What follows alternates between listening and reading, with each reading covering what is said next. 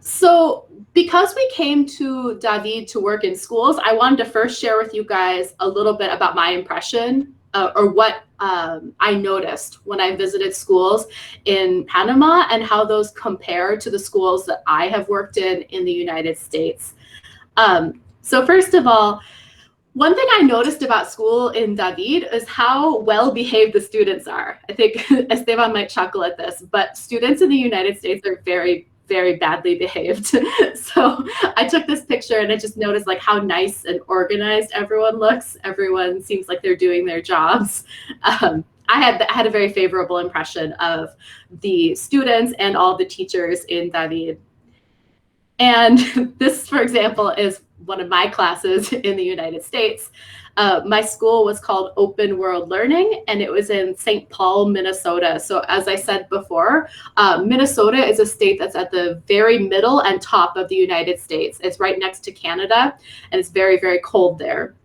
So you can see in this picture right here, this was my classroom, and we were doing a team building activity at the beginning of the school year where you had to stand up without using your arms and you had to link with another person. So that was just a fun activity we were doing.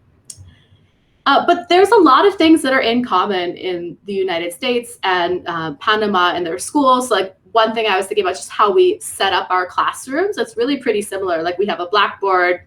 In David, I had a whiteboard in Minnesota, so I used a pen instead of a chalk, but same idea. And these are some of my students here trying to pretend that they are a goat, in case you were wondering what they're doing, which is crazy.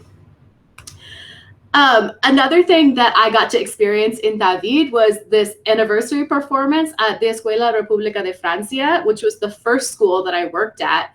And here, I think it was the 100th anniversary of the school, and they were showing off their dances, which I thought was really cool because we don't usually dance at school in the United States. So that was really cool for me to see. But it made me think of, at my school, we have a lot of Hmong students, which is a type of Asian students. And one day at our, we had a cultural event where we all got to dress up in their traditional outfits. So this is me with a few of our teachers in Minnesota dressed up in traditional Hmong clothing.